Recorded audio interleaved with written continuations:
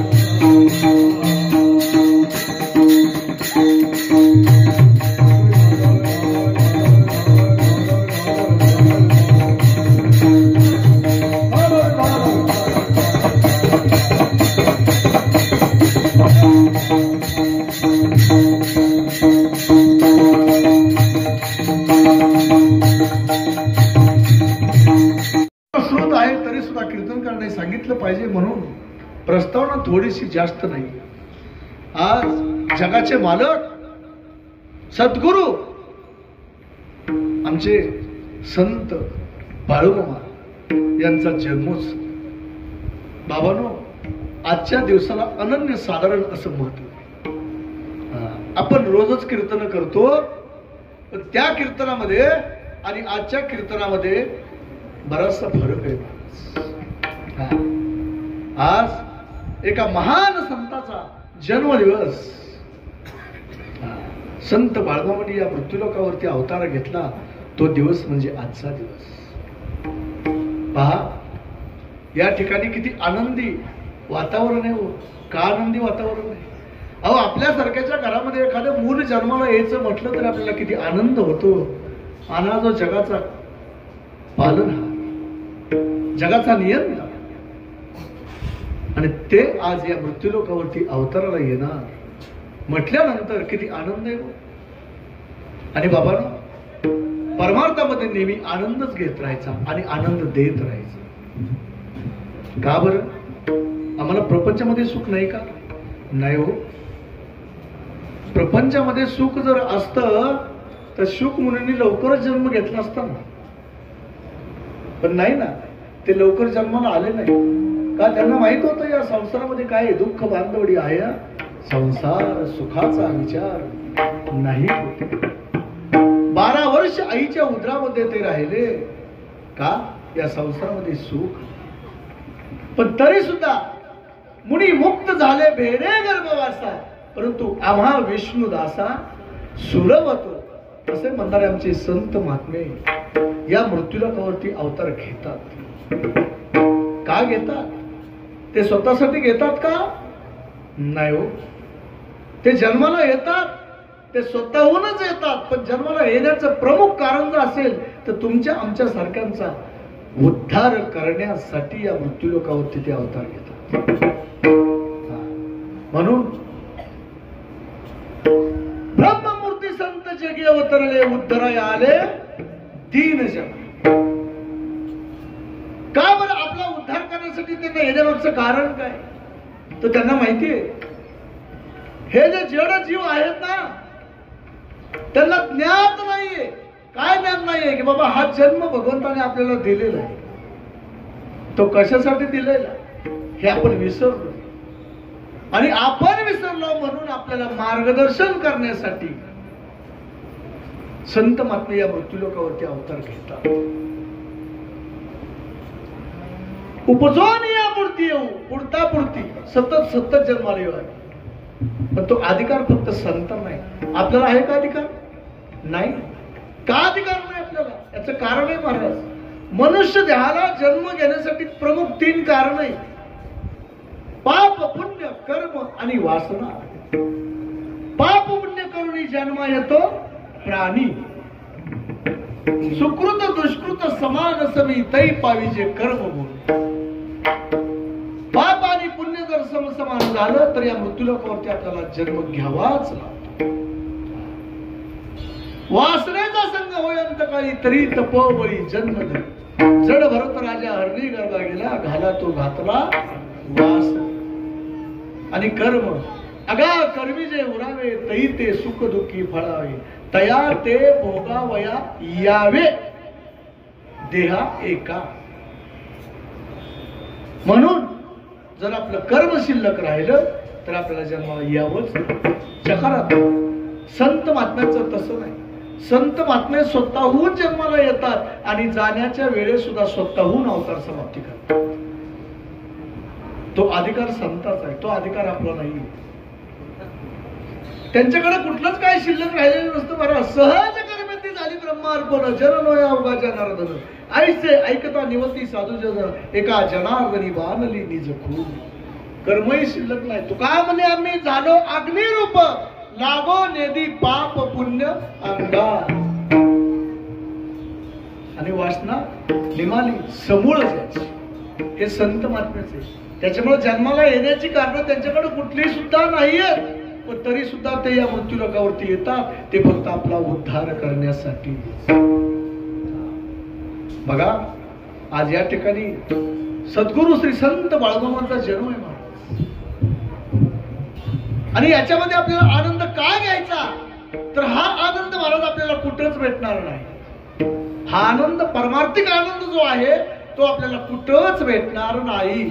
नाही आनंदासी जोडा संगता गोष्टी लागती जोडा आवती अकरा अमुती अकरा मुक्तमाने विना भक्ती दिया. नाही आनंदासी जोडा. या आनंदाला कुठेही जोड लागणार नाही. कुठंच तुम्हाला आनंद मिळणार नाही जो परमार्थामध्ये आनंद येतो. तुम्ही प्रपंच कितीही मोठा करा, कितीही मोठा करा, परंतु त्याच्यामध्ये दुःख हे सामावलेलं आहेच. परमार्थिक व्यक्तीच्या चेहऱ्याकडे तुम्ही पहा आणि प्रापंचिक व्यक्तीच्या चेहऱ्याकडे पहा. प्रापंचिक व्यक्तीच्या चेहऱ्याकडे पाहिलं तर 3 काटे एकाच जागेवरती येणार, पण वरच्या बाजूला येणार. म्हणजे किती वाजणार? 12च वाजलेले असणार. त्याच्या चेहऱ्यावरती नेहमी सदा चिंता, सारखी चिंताच असते महाराज. पण आपल्याकडे परमार्थिक माणसाकडे चिंता करण्याची कारण नाही. फक्त त्याचं नामस्मरण सतत मुखातून घ्यायचं. आपण जर भगवंताचं नामस्मरण केलं तर आपली काळजी करणारा तो भगवान पांडुरंग परमात्मा नाही. फक्त त्याचं नामस्मरण कसं घ्यायचं? आवडीने भावे हरी नाम घे, आवडीने भावे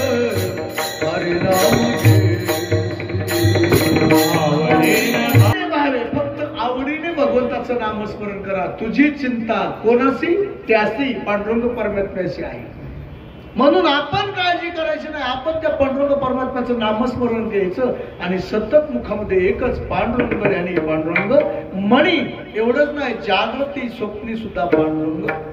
जे संत महात्म्यांनी केलं तेच आपण करायचं. जो त्यांनी आपल्याला मार्ग दाखवला त्याच मार्गाने जर तुम्ही सतत गेला तर तुम्हाला पुढे अडचण येईल का? नाही. मार्ग दावून गेले दयानिधी संत चालू जागा न पडे गुंथा कोठे काही. म्हणून आपण त्या मार्गाने जायचं. बाबांनो, नशीब आपलं की त्या संत महात्म्यांच्या नंतर आपल्याला जन्म मिळाला. खरं सांगा तात्या, प्रपंचामध्ये सुख आहे का बरं? आज तुम्ही या ठिकाणी उभा आहे, तुम्हाला प्रपंचाचं काय देणं घेणं आहे का देणं घेणं नाही? अहो, या ठिकाणी फक्त आनंदच आहे महाराज. आनंद, सगळा आनंद एकवटला तो फक्त परमार्थामध्ये. हा, मला माहिती आहे प्रपंचामध्ये किती सुख आहे ते. एक घेतलं तरी वाटतं पुढे दुसरं पाहिजे, दुसरं घेतलं की तिसरं पाहिजे, तिसरं घेतलं की चौथं पाहिजे. सतत आपली आशाच, सतत फक्त एकच आशा. माया विघ्ने भ्रमला खरे, म्हणता मी माझे निघणे. येतो संपत्तीचे मारे साचुकारे जाईल. तुम्ही कितीही संपत्ती कमवा पण ते जाणार आहे हे आपण विसरतो. आणि विसरली तर या थोर झाली आणि पचतील खाली चौरे. परत परत आपल्याला जन्म द्यावा. म्हणून जन्माला परत यायचं नसेल ना तर उघडा मंत्र जाना राम कृष्ण म्हणा. तुटती यातना गर्भवास. म्हणून त्या पांडुरंग परमात्म्याचं एवना भगवान श्रीकृष्ण परमात्म्याला असू द्या, नाहीतर भगवान परमात्मा प्रभू रामचंद्र यांचं नामस्मरण करा. ऐशी जोडी करा रामकंठी जरा चेहरे चुके फिरा गर्भवास. म्हणून या गर्भवासी आता खूप काही महाराज, त्याचं वर्णन करणं सोपं नाही. काय सांगू गर्भेची यातना, माझं भोगिता नारायणा मांस मळ मूत्र जाना तुझं क्षण क्षण ध्यात असे. म्हणून त्याच्यामध्ये यायचं नसेल तर फक्त एकच करा, पांडुरंग परमात्म्याचं नामस्मरण करा. मग आज या ठिकाणी आज आपण सर्वजण एकत्र झालेले आहोत ते आमचे श्री संत बाळूमामा. बघा, यांचा अवतार कोणाचा आहे महाराज? तर भगवान परमात्मा, भगवान शंकर यांचा अवतार आहे. होलिया मेंढपाळ करी जगाचा सांभाळ. होलिया मेंढपाळ करी जगाचा सांभाळ. धन्यदेव बाळूमामा. भगवान शंकर काय वेगळे आहेत का? नाहीत वेगळे महाराज, एकच आहेत. एक एकाच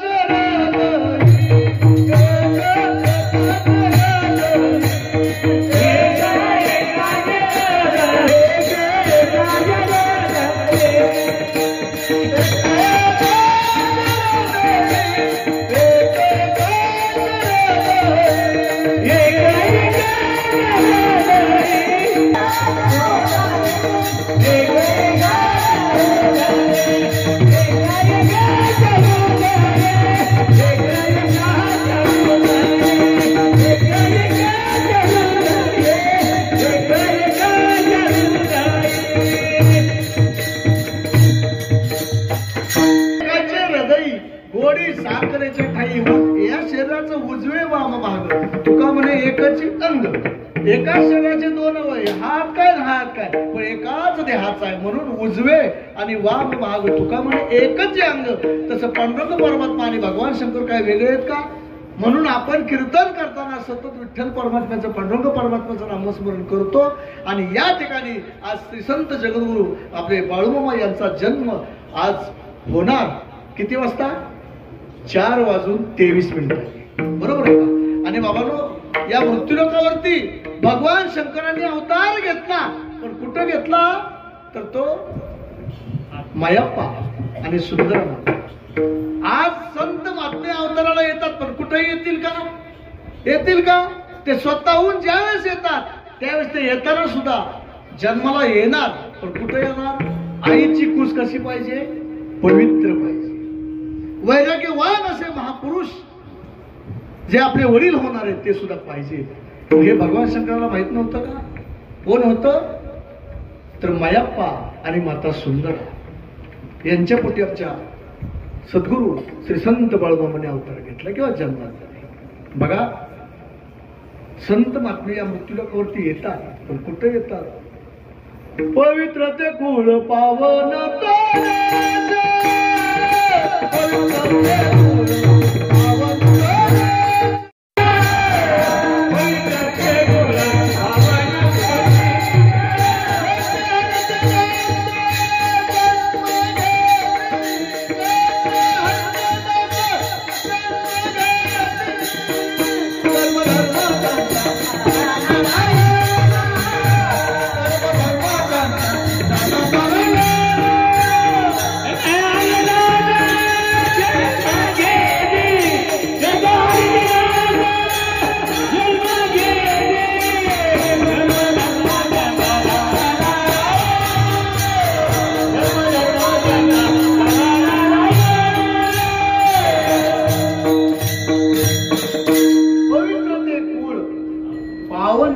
देश जेते हरीचे दास जन्म घे.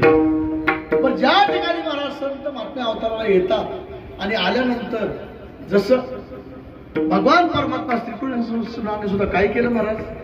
खोडे केल्या होत्या. मग आमच्या बाळूमामा सुद्धा खोडे केले का नाही? केले का नाही खोडे? आज मला सांगा, काट्याच्या फांदीवरती फासावरती जाऊन झोपायचं आणि काय म्हणायचं? ही माझी गादी. आता खरंच बाळूमामा काट्यावरच्या झोपले असतील का? होतं का यातलं कोण पाहिलं? मग कसं काय म्हणायचं काट्याच्या फांदीवर झोपले असतील? बरीच लोक म्हणतात काय खरं येतं त्यांचं लिहून ठेवलं असेल. आपण आपल्या आईचं नाव असू द्या, वडिलांचं नाव असू द्या सांगतो, बरोबर आहे? त्यांच्यानंतर आजोबाचं नाव सांगतो, आजोबानंतर पंजोबा सांगतो. पंजोबा कोणी बघितलेत का? आता एखाद्याने बघितलं असं जाऊ द्या, असू द्या. पंजोबा नंतर खापर पंजोबा, त्याच्यानंतर मग टप्पर पंजोबा, काय जे असेल ते म्हणाले तुम्ही म्हणा. बघितलं की आपण त्यांना कधी? पण ते आमचे होते बघा, होते. असं का म्हणतो? आपल्याला कोणतरी सांगतं, ते ग्रंथामध्ये लिहून ठेवलेलं आहे महाराज. आणि ग्रंथामध्ये काय उगाचच कोणाचं आपल्यासारख्याची का नावं का निघत नाहीत? परत संत महात्म्यांचीच नावं का निघतात महाराज? कारण त्यांनी ते कार्य केलेले, त्यांनी ते कार्य केलेले म्हणून त्यांची नावं निघतात. उगाच कोणाचंही नाव निघत का? नाही निघतात. म्हणून आज या ठिकाणी आमच्या बाळूमामांनी अवतार घेतला आणि अवतार घेतल्यानंतर खोड्या करत होते. आणि खोड्या करत असताना ते काट्याच्या फांदीवरती झोपायचे आणि त्याला गादी म्हणायचे. आणि आईने सांगितलेलं काम ऐकायचं का? नाही, पळून जायचं कुणीकडे. आणि नाहीच ऐकलं तर रडायचं. मला सांगा, भगवान परमात्मा श्रीकृष्ण रडत होते का नाही? किती रडायचे? खूप रडायचे. यशोदा माता त्याच्या पाठीमागे लागायचे. आणि मग राधा गळत आली की तिच्याकडे द्यायचं आणि तो राहायचा. आणि रडताना कसं रडायचं? रडत माझं बाळपण समजावित राहिला, रडत माझं बाळपण समजावित राहिला, रडत माझं बाळपण समजावित राहिला, रडत माझं बाळपण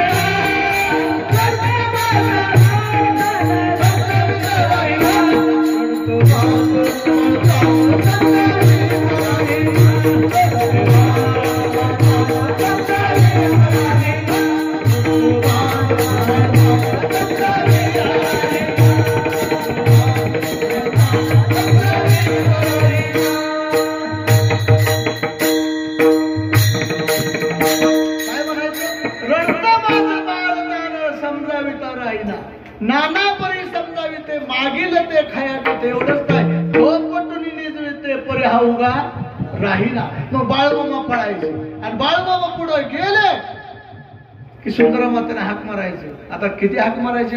आता सारखं नाही, आता जीव गेल्यासारखं हाक मारतात महाराज. त्यावेळेस अंगामध्ये ताकद होती स्त्रियांचं सुद्धा. का ताकद होती? ते खाणं तसलं होतं, आता सारखं खाणं नव्हतं. हाक मारली नाही तर की इंदापूर काय जायचं, बाळू असे हाक मारले की बाळूमामाने पुढंच पळायचं आणि आईने पाठीमागे पळायचं. कसं तरी जायचं, पकडायचं. मग तसं भगवान परमात्मा सुद्धा सापडले असते का यशोदा मातेला? तसं बाळूमामा सुद्धा सापडले असते का? नसतेच सापडले. पण शेवटी आईला सापडवायचं आणि आईने पळायचं, सापडायचं. मग घरी आणायचं. घरी आल्यानंतर खोड्या काय बंद होते का? नव्हत्या खोड्या बंद. मग नव्हत्या खोड्या बंद. मग शेवटी काय केलं पाहिजे? नाही म्हणलं आता आईला आपण आता कामालाच लावायचं. मग कामाला लावायचं. कुठं लावलं कामाला? चंदुलाला शेतीचं तिकडं. बर, लहान होते. आता लहान असतं तर आपल्याला कामाला ठेवता येते का? नाही ठेवता येत. का? वयाचं 18 वर्ष पूर्ण झाल्यानंतर आपण कामाला ठेवू शकतो. त्याच्या आच्यामध्ये आतमध्ये नाहीये, वय बसत नाही. मग त्या चंद्राला शेतीने पाहिलं, एवढं म्हणले बाळ छोट, नाही म्हणले कामाला ठेवायचं माझ्याकडे.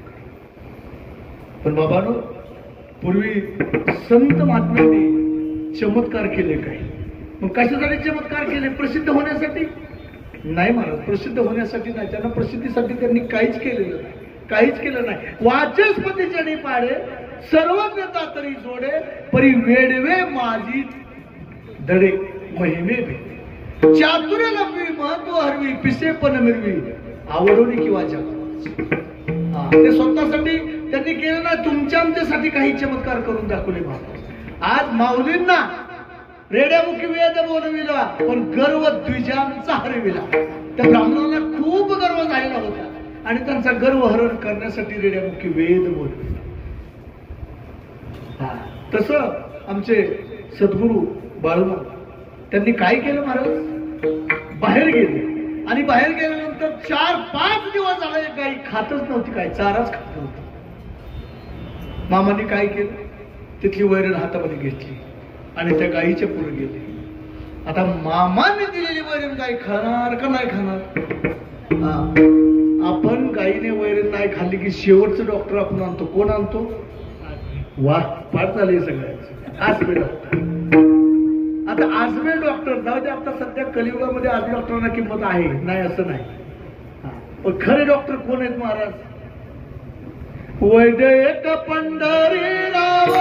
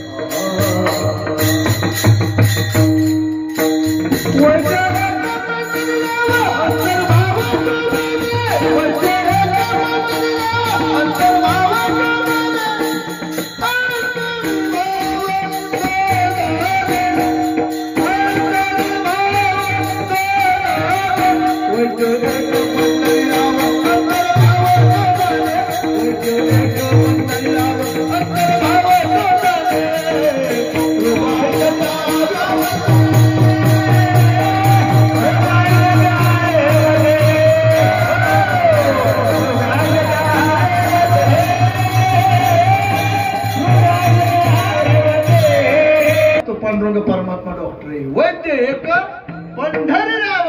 मग पांडुरंग परमात्मा काय आणि भगवान शंकर काय वेगळे? आणि भगवान शंकर काय आणि आमचे बाळूमामा काय वेगळे? बोला बोला बाळूमामाच्या नावानं.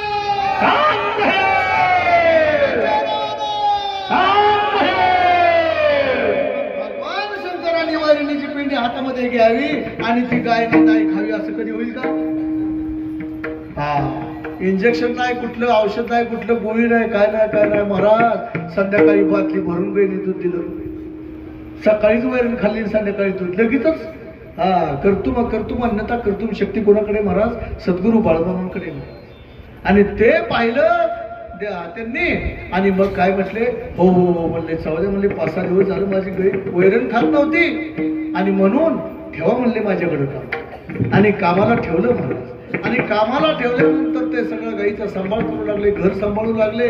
आणि एक दिवस असं झालं, त्यांच्या आईने पाहिलं, म्हटलं बाळूमामा झोपलेत आणि आतमधून उजेड दिसतोय, आत उजेड दिसतोय. कसला उजेड? खोलीमध्ये गेले, पाहिलं तर ताटली उचलली, ताटलीला होतं छिद्र. आता ताटलीला छिद्र असल्यामुळे ताटली उचलली, अशी वरती धरली आणि त्या बोळात पाहिलं तर तिकडे जैन मंदिराचं दर्शन झालं मला. अरे बापरे, अलौकिक म्हटलं. ही ताटली कशाची ताटली होती? ती बाळूमामाच्या जेवणाची ताटली होती. मग असं अलौकिक भेटल्यानंतर 5 रुपयाचा ठोका जर रस्त्याला पडलं तर 5 किलोमीटर गेलेली गाडी आपण माघारी आलो. आणू का 5 किलोमीटर? इतकं नाही स्वस्त झालंय का? बघा तुम्ही होयच म्हणताय लगेच. गाडीवर गेलं तर खाली उतरून 5 रुपयाचा ठोकळा घेऊ आपण. हिशोबाला नाही तज्ञ माणसं आहे महाराज, असं काय चालू. म्हणून त्यांनी सांगितलं ही काय करायचं, थाळी आता द्यायची नाही बाळूला. मग थाळी आपल्या घरी ठेवायची. मग बाळूला नवी थाळी द्यायची, नवी. बाळू मला राग आला, म्हणलं ही थाळी मला चालेल का? नाही, ही थाळी मला चालणार नाही. आणि मग महाराज बाळूमामा तिथून निघून गेले. आणि निघून गेल्यानंतर मग आता आमचे मायाप्पा म्हटले काय केलं पाहिजे? पोर तर सगळं खोड्या करतोय. चला म्हणले आता 2 किती हात करायचं? 4 हात करायचं. मग 2 हाताचं 4 हात करायचं म्हटल्यानंतर म्हणले जरा थोडं पोर गारी. महाराज लागला होता आणि लग्न केल्यानंतर म्हणले याला जरा थोडी समज येईल. पण त्यावेळेस बाळूमामाने सांगितलं, बाबांनो मी काय प्रपंच करण्यासाठी या मृत्यूलोकात आलोय का? नाही, मी या मृत्यूलोकावरती अवतार घेतलाय, त्याचं कारण वेगळंय. काय? त्याचं कारण वेगळंय. माझं लग्न करू नका, माझं लग्न कडेला जाणार नाही. आता असं किती जरी सांगितलं तर वडिलांना काय वाटतं? मुलाचं लग्न झालं, मुलीचं लग्न झालं, त्यांना मुलं झाली, प्रपंच सगळा व्यवस्थित थटला, मी डोळे मिटायला निवांत झालं. मग मायाप्पांना तसंच वाटायचं, काही केलं तर हे पोरग ऐकत नाही ना, आता बळजबरीने याचं लग्न करायचं. चौकीत घेतलं आणि सगळ्याचे देखता मग शेवटी बाळूमामाला तयार व्हावं लागलं. चला म्हणले बाबा तुमचं काय तुम्हाला करायचंय ते करा, मी काय नाही म्हणत नाही, पण माझा एक शब्द देतो तुम्हाला, जर माझं लग्न लावलं तर त्या लग्नाचा मंडप सुटायच्या अगोदर जो कोण मला पोरगी देईल, पुढं काय होईल? त्या पोरीचा बापू नका काय तो म्हणाल लागेल की त्या मंडपातनं प्रेत जाईल. काय ऐकतं म्हणलं याचं, हे काय रोजच काही म्हणतं, ह्याचं काय खरं आहे का म्हणलं? आता ओळखू, अहो संत ओळखू येतच नाहीत महाराज. समुद्र नदी नव्हे पैगा, पाषाण मनो नये लिंगा, संत नव्हती जगा. पण कसे? माणसा त्यासारखी दिसायला जरी ते माणसं होती ना, तर ती माणसं नव्हती, तर ते देव अवतारी संत होते. नवे नवे ते देवच होते.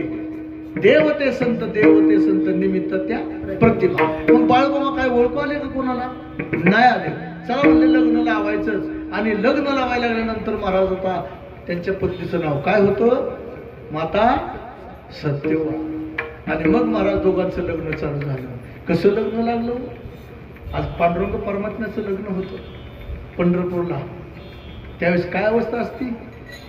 या पंढरपुरात,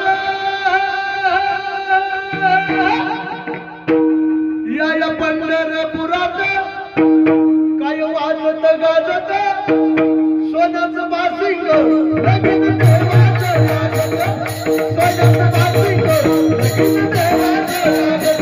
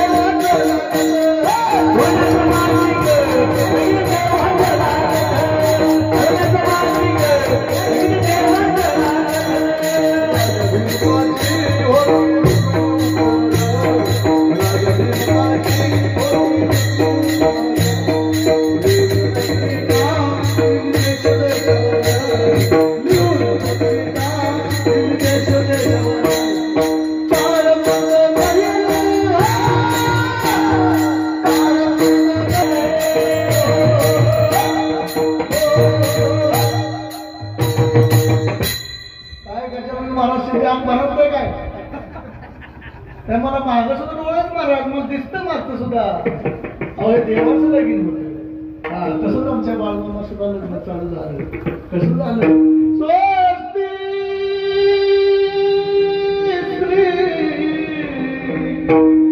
गणनायकं गजमुखं मोरेश्वर सिद्धिनाथ अंधारेश्वर आकाश सावध सावधान समयो साला समी